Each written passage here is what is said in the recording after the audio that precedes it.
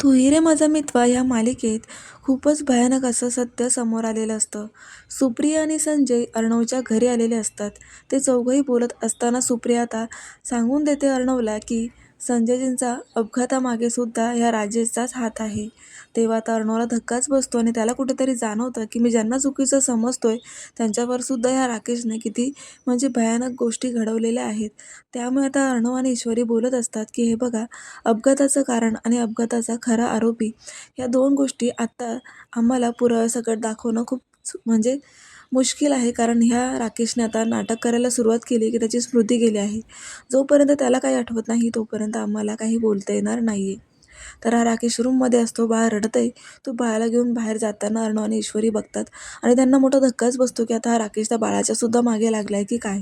पुढे आता ही वल्लरी धुमाळला भेटलेली असते कारण तिला भीती वाटायला लागली की आता माझं कारस्थान समोर येईल. ती धुमाळला धमकी देते आणि म्हणते तुझ्याकडे असलेले फोटो आणि न्यूज सगळं काही माझ्याकडे देऊन मी तुला वाटेल तेवढे पैसे देईल आणि माझंही ताण संपवून टाक. पण हा धुमाळ म्हणतो की ज्यामध्ये माझी लाईफलाईन आहे ते सगळे पुरावे मी तुमच्याकडे कसे देऊ. त्यावेळेला वल्लरी त्याला धमकी देऊन सांगते की बघा तुझं काहीतरी करून टाकेल मी.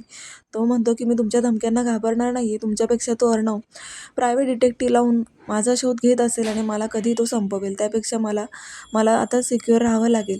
त्यामुळे वल्लरीला एकटं पाडत तो निघून जातो आणि वल्लरी म्हणते की आता हा असे पुरावे देणार नाही.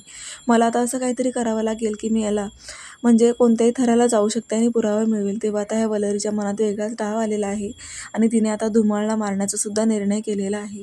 पुढे काय होणार आहे आपण पाहणारच आहोत प्रेक्षकांनो. असेच डेलीचे प्रोमो पाहण्यासाठी चॅनलला सबस्क्राईब करा. पाहत राहा तू ही रे माझा मितवा. धन्यवाद.